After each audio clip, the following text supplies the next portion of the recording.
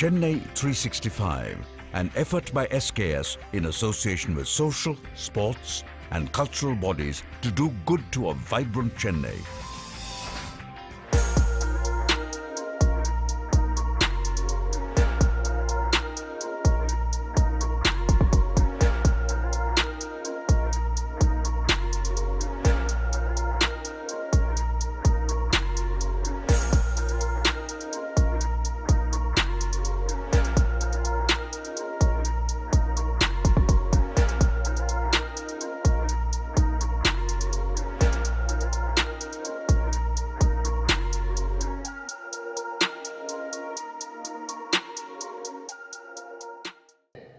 எங்க அப்பா ராவணன் ஒருத்தனை அடிச்சு துவைச்சு வால்ல கட்டி எடுத்துட்டு வந்துட்டு என் முன்னாடி விளையாட்டுக்காக கிளுகிழுப்ப மாதிரி இப்படி ஆட்டி இதோ பாரு 10 தலை பூச்சி இருக்கு பாருன்னு விளையாட்டு காட்டினா.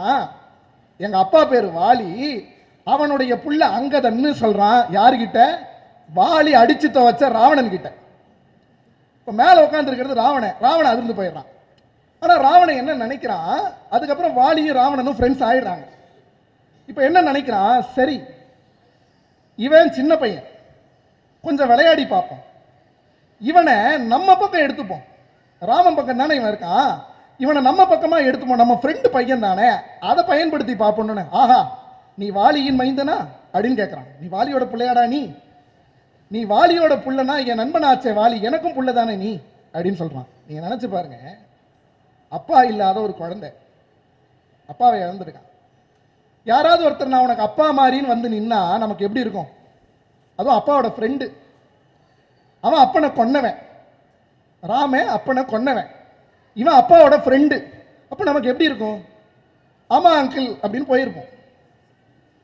ஆனா அவன் அப்படி பண்ணலை. அவன் அப்படியே கேட்டுட்டு அவன் சொல்றான், ராவணன் சொல்றான், நீ என்கிட்ட வந்துடுறா, இன்னில இருந்து நீ எனக்கு புள்ள மாதிரி உன்னுடைய ஆட்சியை உனக்கே தருகிறேன்னு ஆசை வார்த்தையும் கூறி பார்க்கறான். ஆட்சியையும் தரேன் அப்படின்லாம் சொல்றான். இதெல்லாம் கேட்டுட்டு அங்கதன் சொல்றான், நல்லா சொன்னடா, நல்லா சொன்னேன், ஆனா தூதுக்கு வந்தவனுக்கு அரசாட்சி தரேன்னு சொல்ற புதுமைலாம் இருக்கு பாரு, அதெல்லாம் உன் அரசாட்சியில தாண்டா நடக்கும் அப்படின்னு சொல்லிட்டு சொல்றான். நாய் தர கொள்ளும் சீயம் நல்லரசு என்று நக்கான் அப்படின்னு என்ன சொன்னேன். டேய் நான் சிங்கம், நீ நாய். ஒரு நாய் சிங்கத்துக்கு அரசாட்சியை தருதுன்னு சொன்னா ஒத்துப்பனாடா? நீ நாய், நான் சிங்கம்னு சொல்றான் ஒரு 10-12 வயசு பையன். நீங்க நினைச்சிருந்தா ஒரு கணத்துல அவனால மாறி போயிருக்க முடியும். ஆனா அவங்க அப்பா சொன்னார்ல, நீ அறத்துக்கு துணையாக ராமனுக்கு துணையாக இருக்க வேண்டும்னு சொல்லி அவனுடைய குழந்தை பருவத்தையே சின்ன வயசுல விட்டான் பாருங்க. ரொம்ப மெச்சூர்டா ஒரு தூதுவன மாதிரி ராவணனை எதிர்த்து பேசுறான். ராவணனுக்கு கோபம் வருது. அப்போ அவனுக்கு என்ன பட்டம் தரான் கம்பன் அப்படின்னா, வலிய சிங்க வீரன் அப்படின்னு சொல்றான். வலிமையான சிங்கம் போன்ற வீரன் அப்படின்னு அங்கதனை சொல்றான். நீங்க நினைச்சு பாருங்க, அப்பா சொன்ன ஒரே ஒரு வார்த்தையினால சின்ன வயசுல இளமை பருவத்தை திறந்து ஒரு நாட்டினுடைய அரசனையே தனியா எதிர்க்கக்கூடிய ஆற்றலை அவன் பெற்றான்னா, அப்பாவினுடைய சொல்லை அவன் அப்படியே ஏற்றுக்கொண்டு நடந்ததனுடைய விளைவு அவனுக்கு சிங்க வீரன் பட்டம் கிடைச்சு. வரலாற்றில் நிறைய பேரை சொல்லலாம். இன்னைக்கு நேரங்கள் இல்லை அப்பாக்களுக்கெல்லாம் உங்களுக்கு சொல்லி கொடுக்கவோ உங்களிடம் உட்காந்து பேசுறதுக்கோ. நீ சொல்ற மாதிரிலாம் எங்க அப்பா இல்லையேடா அப்படின்னு நீங்க என்ன கேட்கலாம். அதுக்கான நேரங்களும் இல்லை தானே. எங்க அப்பாவுக்கும் நேரம் கிடையாது. சின்ன வயசுல நாங்க வண்டியில போகும் பொழுது எங்க அப்பா வண்டியில முன்னாடி உட்கார வச்சுட்டு எனக்கு பாட்டு சொல்லி கொடுப்பேன். இன்னும் கூட எனக்கு ஞாபகம் இருக்கு. வாழ்கனி அம்மான் இந்த வையத்து நாட்டிலெல்லாம் விடுதலை தவறிக்கட்டுன்னு அவர் சொன்ன அந்த பாட்டு எனக்கு எல்கேஜியில் சொல்லி கொடுத்த பாட்டு. வண்டியில் உட்கார வச்சு சொல்லி கொடுத்துட்டே போவார். வீட்டுக்கு போனால் எங்கள் அம்மா நாலடியார் பாட்டு சொல்லி கொடுப்பாங்க. இன்னைக்கு நேரம் இல்லை, அப்பாக்களால் பெரும்பாலும் உங்களால் சொல்லிக் கொடுக்க முடியலை. இன்னும் சில நேரங்களில் நான் பார்க்க வேண்டியது இருக்கு. அப்பாக்கள் இல்லாத குழந்தைகளும் இருக்கு. இந்த இப்போ வீடியோ ரெக்கார்ட் பண்ணுறாங்க, இதில் பார்க்குற குழந்தைகளும் அப்படி இருக்காங்கன்னா நாங்கள் யார் பேச்சடா கேட்கறது? தந்தை சொல் மிக்க மந்திரம் இல்லை அப்படின்னு சொன்னா நாங்க யார் பேச்சடா கேட்கறதுன்னு ஒரு கேள்வி வரும்ல. மாதா பிதா அப்படின்னு சொன்னதுக்கு அடுத்த படிநிலை குரு. யாருக்கெல்லாம் அப்பாக்கள் இல்லையோ அம்மாக்கள் இல்லையோ நீங்க யார் சொல்றதை கேட்கறது, மந்திரமாக ஏற்றுக்கொள்வதுன்னு கவலைப்பட வேண்டியது இல்லை. நீங்க மந்திரமாக ஏற்றுக்கொள்வது இந்த குருக்களினுடைய பேச்சை, உங்களுடைய ஆசிரியர்களினுடைய பேச்சை நீங்கள் மந்திரமாக எடுத்துக்கொண்டு செயல்பட வேண்டும்.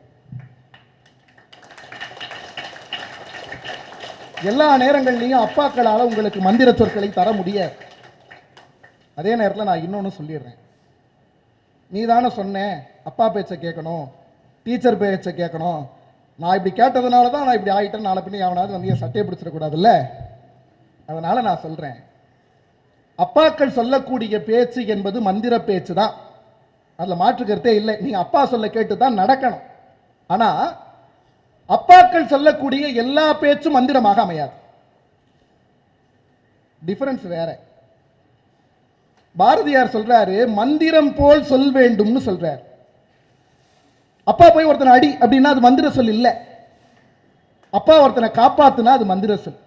அப்போ அப்பா சொல்லுவதனாலேயே ஒரு சொல் மந்திரமாக அமையாது. மந்திரம் போன்ற சொல்லை அப்பா சொல்லணும், ஆசிரியர் சொல்லணும். அப்படி அவர்கள் மந்திரமாக சொல்லக்கூடிய சொற்களை நீங்கள் ஏற்றுக்கொண்டு நடந்து தான் தீர வேண்டும். அப்படி இல்லாத பொழுது நீங்கள் சொல்லக்கூடிய சொற்களும் கூட மந்திர சொல்லாக அமையும். முருகன் ஒருத்தர் இருந்தானா, நம்ம கடவுளா கும்பிடுறோமா? ஒரு கட்டத்தில் அவங்க அப்பா காது கொடுத்து கேட்டாரா, அவனை தகப்பன் சுவாமின்னு சொல்றோமா? ஏன் சொல்றோம்? எல்லா காலகட்டங்களையும் அப்பாக்களால் மந்திர சொற்களை சொல்ல முடியாது. அவங்க என்ன மந்திரவாதியா? சில நேரங்களில் அப்பாக்களால் சொல்ல முடியாமல் போகிற பொழுது உங்களுக்கு என்ன வேண்டும் என்பதை தீர்க்கமாக நீங்களே முடிவெடுக்க வேண்டிய கட்டாயமும் இருக்கிறது. அப்படி நீங்கள் உதிர்க்கிற மந்திர சொல்லை அப்பாக்கள் ஏற்றுக்கொள்வார் என்று. இதை நான் ஏன் சொல்றேன் அப்படின்னா, நிறைய குழந்தைங்க வளர்ந்ததுக்கு அப்புறம் நாம இதை படிக்கணும்னு நினைச்சேன், எங்க அப்பா தான் இதுல போட்டு விட்டார், நான் இப்படி ஆகணும்னு நினைச்சேன், எங்க அப்பா சொல்லி நான் இப்படி ஆயிட்டேன் அப்படின்னு சொல்றாங்க. அப்படி சொல்ல வேண்டியது இல்லை. சில எல்லாமே உங்களுக்கு சரியா இருக்கணும் அப்பாக்களே கணிச்சுக்கிட்டு இருக்கணுமா என்ன? ஒரு கட்டத்தில் நீங்க டாக்டர் ஆகணுமா, நீங்க இன்ஜினியர் ஆகணுமா, நீங்க என்ன ஆகணும்ன்றதை நீங்க முடிவெடுங்க. அப்படி எடுக்கும் பொழுது உங்க அப்பாக்களோ அம்மாக்களோ ஒன்று சொன்னாங்கன்னா அவங்களுக்கு இல்லை எனக்கு இது வேண்டும்னு புரிய வைங்க. அப்பொழுது உங்களுடைய சொல்லும் மந்திர சொல்லாகும். குறிப்பிட்ட வயது வரைக்கும் தந்தை சொல் மிக்க மந்திரம் இல்லைன்னு அப்பாக்களினுடைய சொற்களை கேட்டு நடங்கள், ஆசிரியரினுடைய சொற்களை கேட்டு நடங்கள். பிறகு உங்களுடைய சொல்லே மந்திர சொல்லாக ஆற்ற முயலுங்கள் என்று சொல்லி விடைபெறுகிறேன். நன்றி, வணக்கம்.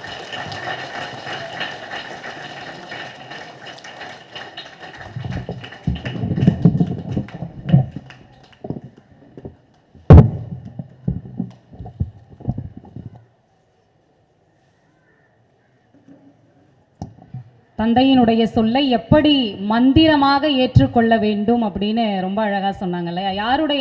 யார் யாரின் வரலாறை எல்லாம் சொன்னார்கள்? அலெக்சாண்டர்ல ஆரம்பிச்சாங்களா? ஊவேசா, அப்புறம் ஏபிஜே அப்துல் கலாம் சார், அப்புறம் காமராஜரா, ராமன் கம்பராமாயணம்ல இருந்து 3 கதாபாத்திரங்கள் சொன்னாங்க. அங்கதனினுடைய கதாபாத்திரத்தை சொன்னாங்க. இப்போ தந்தையினுடைய சொல் நிச்சயம் மந்திர சொல். தந்தை அப்படின்றவர் ஒரு மந்திர புத்தகம் தான். அந்த புத்தகம் நம்ம கையில் இருக்கின்ற பொழுது அதனுடைய அருமை நமக்கு தெரியாது. இப்போ பள்ளி பருவத்தில் இருக்கீங்க, எல்லாருமே சின்ன குழந்தைங்க. அப்பா சொல்கிறத அம்மா சொல்கிறத அப்படியே கேட்குறோமா அப்படின்னா அது கேள்விக்குறி தான். அதை எப்படி கேட்டால் எப்படி நாம் வளரலாம் என்பதற்கு வரலாற்றிலிருந்து பல சான்றுகளை சொல்லி இருந்தார்கள். உங்களோடு மாணவ பருவத்திற்கு எது தேவையோ அதை ரொம்ப அழகாக சொன்னாங்க. அவர்களுக்கு மீண்டும் ஒரு முறை கரவொலியின் மூலமாக நன்றியினை தெரிவித்துக் கொள்வோம். இப்போ சினிமா அப்படின்னு எடுத்துக்கிட்டோன்னா நிறைய தாயை பற்றி தான் பெருமையான சினிமாலாம் வந்திருக்கு. தந்தை அப்படின்னா இருக்கக்கூடிய ஒரே பாடல், ரொம்ப முத்தாய்ப்பான ஒரு பாடல் அப்படின்னா, தெய்வங்கள் எல்லாம் தோற்றே போகும் தந்தை அன்பின் முன்னே. பெரும்பாலும் பெண்களுக்கு அன்பையோ கோபத்தையோ உடனே வெளிப்படுத்துவதற்கான ஒரு சூழல் இருக்கும். ஆனால் ஆண்களுக்கு அப்படி கிடையாது. மனசுக்குள்ளேயே பூட்டி பூட்டி புதைச்சு வச்சிருப்பாங்க. அதனால்தான் தந்தையினுடைய அன்பும் அரவணைப்பும் பல நேரங்களில் வெளிக்காட்ட முடியாத ஒரு சூழலால் நமக்கு புரியாமல் போகிறது. அதனை புரிந்து கொள்கின்ற பொழுது நம்முடைய வாழ்க்கை நிச்சயம் செழுமை அடையும். ஒரு சில வார்த்தைகள் பேசுவதற்கு நம் பள்ளியினுடைய துணை முதல்வர், இலக்கிய குடல் செயலாளர் திரு கோ மணி சார் அவர்களை அழைத்து நன்றி உரை வழங்குமாறு அன்புடன் கேட்டுக்கொள்கிறேன்.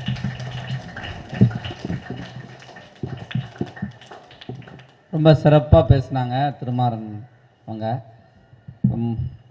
விரைவில் முனைவர் பட்டம் டாக்டரேட் வாங்க போகிறாங்க இன்னும் ஒரு மாதங்களில்.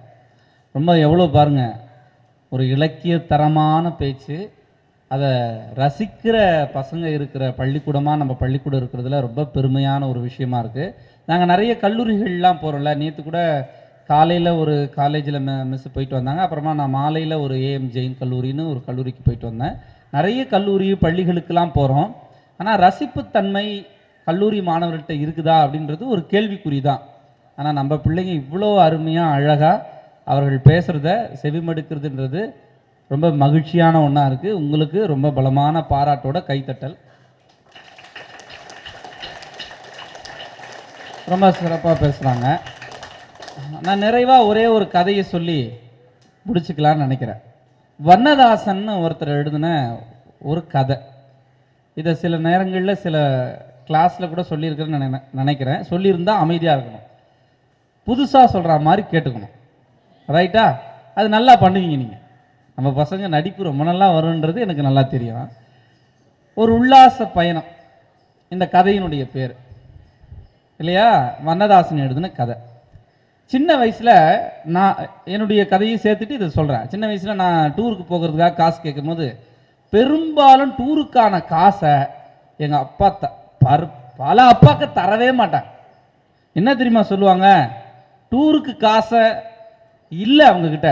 ஆக்சுவலாக குடும்பத்தினுடைய வறுமை கருதி பணம் இல்லாமல் இருக்கும். ஆனால் என்ன பதில் சொல்லுவாங்க அப்பாவுக்கு இன்னைக்கு வரைக்கும் என்ன சொல்கிறாங்க? ஏய், டூரா பாப்பா, நான் கூட்டு போகிறேன் உன்னை, அதை விட சூப்பராக நம்ம போகலாம். அவங்க என்ன காலையில் கூட்டு போய் சாயந்தரம் கூட்டு வந்துட போகிறாங்க. நான் உன்னை 2 நாள் கூட்டு போகிறேன், ஜாலியாக போகலாம் சொல்கிறாங்களா? அப்போல்லாம் நாங்கள் நம்புவோம். நான் படிக்கிற காலத்தில் அப்பா சொல்கிறத நம்புவோம். இப்போ இருந்தா எங்கள் கிளாஸில் 40 ஃப்ரெண்டு இருக்கான். 40 பேரையும் கூப்பிட்டு வருவியா நீனு? 40 பேருக்கு செலவு பண்ணீங்களா அப்படின்னு சொல்லுவோம். அப்பாவும் மகனும் ஃப்ரெண்ட்ஸ் மாதிரி அப்படின்னு சினிமாலெல்லாம் பார்க்குறோம்ல. ஆனால் நடைமுறை வாழ்க்கையில் அது சாத்தியமா? எந்த அப்பாவாவது எங்கள் அப்பா ஃப்ரெண்டு மாதிரி நான் எல்லாத்தையும் ஃப்ரீயாக பேசுவேன். பேப்பர் அன்னைக்கு கொடுத்தாங்கன்னு வச்சுங்க, எக்ஸாம் உடனே போய் சொல்லிவிடுவேன் எங்கள் அப்பாட்ட. எந்த மார்க்காக இருந்தாலும் சொல்லிவிடுவேன். கைலாஷ், நீ சொல்லுவியாடா? அவங்க அப்பா ஏன்ட்டு வந்து கேட்பார், ஏன் சார் ஃபர்ஸ்ட் ஜூன் மந்த்லி பேப்பரை இன்னும் கொடுக்கலையாமே, செப்டம்பர் ஆயிடுச்சு, கொஞ்சம் கொடுத்து விடுங்க சார். இவன் சொல்லியிருப்பான் இன்னும் கொடுக்கவே இல்லை அப்படின்னு. ஆனால் நம்ம என்ன பண்ணுறோம், அடுத்த வாரமே கொடுத்துட்றோம். சரி, இப்போ உல்லாச பயணத்துக்கு வருவோம். அந்த உல்லாச பயணத்தில் அந்த பாப்பா என்ன பண்ணா, அவங்க அப்பாட்ட போய் எல்லாரும் குற்றாலத்துக்கு டூருக்கு போகிறாங்க, எல்லாரும் போகிறாங்க. நம்ம முதல்ல எவன் வரான் வரலன்னு நமக்கு தெரியவே தெரியாது. கிளாஸில் இருக்க எல்லாரும் காசு கொடுத்துட்டாங்க, நான் மட்டும்தான் கொடுக்கல, ப்ளீஸ் கொடுங்க. அவங்க அப்பாட்ட போய் கேட்குது. அவங்க அப்பா சொல்கிறாரு அதே சேம் டைலாக், என்ன பாப்பா குற்றாலம் தானே தோருக்கு, நான் கூட்டு போகிறேன், கவலைப்படாத அப்படின்னு சொல்கிறார். அவங்க அம்மாட்ட போய் அந்த பாப்பா கேட்குது, பாருமா அப்பா வருஷம் வருஷம் டூருக்கு காசு கேட்குற, இதே மாதிரி சொல்கிறாரு, இந்த வருஷமாவது எனக்கு அப்பாட்ட கேட்டு காசு வாங்கி தாங்கம்மா ப்ளீஸ்மான்னு குழந்தை கெஞ்சுது. உடனே அவங்க அம்மா போய் அவங்க அப்பாட்ட கேட்குறாங்க, ஏண்டி 5 ரூபா குற்றாலம் போகிறதுக்கு காசு நம்மக்கிட்ட இருக்கா? அந்த 5 ரூபா இருந்தால் 5 நாளுக்கு நம்ம பசி இல்லாமல் சாப்பிடலாம். குழந்தைக்கு பெரியவனுக்கு ஃபீஸ் கட்டாமல் இருக்குது, பாலிடெக்னிக் படிக்கிறான், ஃபீஸுக்கு என்னடி பண்ணுறது? குழந்தை கேட்குதுன்னா உனக்கும் புத்தி இல்லை, போ குழந்தைக்கு ஒழுங்காக புத்திமதி சொல்லு அப்படின்னு சொல்லி அனுப்பிச்சிடுறேன். அன்னைக்கு குற்றாலத்திற்கு போகக்கூடிய பஸ்ஸு இவங்க வீட்டு வழியாக தான் போகுது ஸ்கூலுக்கு. ஸ்கூல்லேருந்து பசங்கள்லாம் ரெடி ஆகி குற்றாலத்துக்கு பாப்பாவை தவிர மற்ற எல்லாம் கிளம்புறாங்க. குற்றாலத்துக்கு போகிற பஸ்ஸு இவங்க வீட்டை தாண்டி போகுது. எப்போவுமே பஸ்ஸு நம்ம சாதாரணமாக ஏறினோடனே கிளம்பினோடனே என்ன பண்ணுறோம்? என்ன பண்ணுறோம்? ஓன்னு கத்துறோம். அதுக்கப்புறம் விபி சார் என்ன பண்ணுவார்? என்ன பாட்டு போடுவார்? ரைட், தெரிஞ்சா சரி. கவனி, அந்த ஓன்னு சவுண்டோட அந்த பாப்பா வீட்டை கடந்து அந்த பஸ்ஸு போகுது. அந்த குழந்தை ஒரு 7ஆம் வகுப்பு படிக்கிற குழந்தை. அது மனநிலை எப்படி இருக்கும்? அதை வண்ணதாசன் வரிகளாலே இதை படம் பிடிச்சு காமிப்பார். அந்த குழந்தை மனசுக்குள்ள அவ்வளவு கவலை. எல்லாரும் போகிறாங்க, ஊரே காலி ஆயிடுச்சு, இன்னைக்கு பள்ளியும் விடுமுறை விட்டுட்டாங்க, எல்லாரும் டூருக்கு போகிறாங்க, நம்ம மட்டும் வீட்டில் இருக்குமேன்னு சொல்லி அந்த குழந்தை சோகமாக தன்னுடைய பால்கனியில் அப்படி உட்காந்து வேடிக்கை பார்த்துட்டு இருக்கு. திடீர்னு மழை, பெரிய மழை, காட்டாற்று வெள்ளம் மாதிரி மழை பெய்ய ஆரம்பிக்கும். ஜோரா மழை பெய்யும். மழை பெஞ்சோடனே தருணீஸ்வரன் தான் என்ன நினைப்ப, சே டூர் போல கழுத க்ளோஸு, டூர் ஜாலியாக என்ஜாய் முடியும் அப்படிதானே நம்ம நினைப்போம், நிச்சயமா நினைப்போம். ஆனால் அந்த குழந்தை மழை பெஞ்சோடனே கீழே இறங்கி வந்து அந்த மழை தண்ணி, மொட்டை மாடி தண்ணி, பால்கனி தண்ணி எல்லாம் இந்த தட்டோடி வழியா, தட்டோடின்னு சொல்லுவாங்க, அந்த வழியா தண்ணி ஒரு பழுப்புல ஊத்துது, அருவி மாதிரி ஊத்துது. இந்த குழந்தை போய் நனையுது. அவங்க அம்மா என்ன பண்ணிருப்பாங்க, ஏய் பாப்பா என்ன பண்ற, தண்ணியில் நனையாத அப்படின்னு ஒரு குரல் பெருசா எழும்பும். ஏ உள்ள வா அப்படின்னு சொல்லி ஒரு குரல் எழுப்போம். அவங்க அப்பா அதை ஓரமா இருந்து பார்த்துக்கிட்டே இருப்பாரு. அந்த குழந்தையை கண்டிக்கவே மாட்டார். உள்ள இருந்து வந்த அண்ணன், ஏமா கத்துற, பாப்பா எங்கம்மா போயிருக்கு அப்படின்னு கேள்வி கேட்பான். அவங்க அப்பா என்ன தெரியுமா பதில் சொல்லுவாரு, குற்றாலத்திற்கு போயிருக்கு பாப்பா அப்படின்னு சொல்லுவார். அதோட கதை முடிஞ்சு போச்சு. நாம அப்பாவனுடைய வறுமை சூழலை புரிஞ்சுக்கிட்டு அந்த பாப்பா தன்னை அட்ஜஸ்ட் பண்ணிக்கிச்சு, அக்செப்ட் பண்ணிக்கிச்சு. ஆனால் கடவுள் என்ன பண்ணாரு, குற்றாலத்துக்கு போனாதானே அருவியில் குளிக்க முடியும், அந்த குற்றால நீர்வீழ்ச்சியை உன் வீட்டு வாசல்லையே கொண்டு வந்து கொடுக்குறேன்னு கடவுள் அருள் கொடுத்தாரு.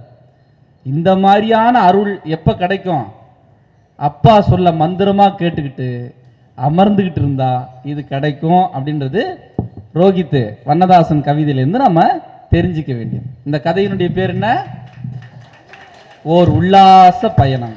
சரியா? அது மாதிரி எல்லாருக்கும் அவங்க அவங்க அப்பாவினுடைய நினைவு வருதுன்னா, அண்ணன் சொன்ன மாதிரி, திருமாறன் அண்ணன் சொன்ன மாதிரி, அப்பா சொல்ல மந்திரமா மட்டும் இல்லை, அதை கேட்கறது மட்டும் இல்லை, அதை வாழ்க்கையில் ஃபாலோ பண்ணோம்னா நாமளும் ராமன் மாதிரி, அப்துல் கலாம் மாதிரி. அப்துல் கலாம் அவர் எங்கே படித்தார், சந்தோஷ் MIT எங்கே இருக்குது தெரியுமாப்பா, 10th சந்தோஷ் குரோம்பேட்டையில் இருக்குது, குரோம்பேட்டையில் இருக்குது. சரியா? நம்ம பகுதியில் படித்த அப்துல் கலாம் உயர்ந்த இடத்துக்கு போய் ஜனாதிபதியாக நிறைவு பெற்று அவருடைய கடைசி காலகட்டங்கள் கூட ஒரு கல்லூரியில் ஒரு சொற்பொழிவு நிகழ்த்திக்கிட்டு இருக்கும்போது அவருடைய உயிர் பிரிந்ததுன்னு சொன்னால், நல்ல வழியில் பயணிக்கிறவங்க, அப்பா பேச்சை கேட்குறவங்க, அம்மா வழியில் நடக்கிறவங்க வாழ்க்கையில் உயர்ந்துக்கிட்டே போவாங்கன்றதுக்கு இது ஒரு உதாரணம்.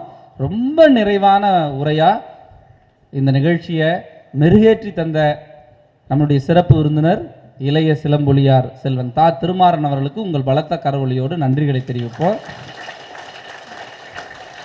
இந்த மாதிரியான நல்ல நிகழ்ச்சிகள் நடத்துவதற்கு உறுதுணையாக இருக்கிற நம் பள்ளியினுடைய தாளாளர், தலைவர், செயலாளர் உள்ளிட்ட அனைவருக்கும் நன்றியை சொல்லி, இந்த மாதிரியான நிகழ்ச்சிகள் எந்த தொய்வும் இல்லாமல் நடக்கிறதுக்கு உறுதுணையாக இருக்கிற ஸ்ரீ கிருஷ்ணா ஸ்வீட்ஸ் நிறுவனத்திற்கும் அதனுடைய மேலாண்மை இயக்குனர் கலைமாமணி முரளி ஐயா அவர்களுக்கும் இந்த நேரத்தில் நம்முடைய நன்றிகளை தெரிவித்துக் கொள்வோம்.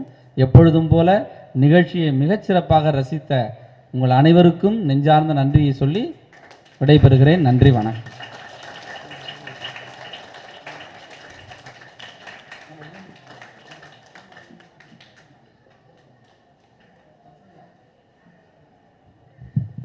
மிஸ் பசங்கள்லாம் கிளாஸ்க்கு அனுப்பிச்சிடுங்க, அவங்கவுங்க கிளாஸுக்கு போயிடுங்க, கிளாஸ் டீச்சர் கிளாஸுக்கு போயிடுங்க. மண்டே என்ன எக்ஸாமோ அதை ரிவைஸ் பண்ணிக்கலாம்.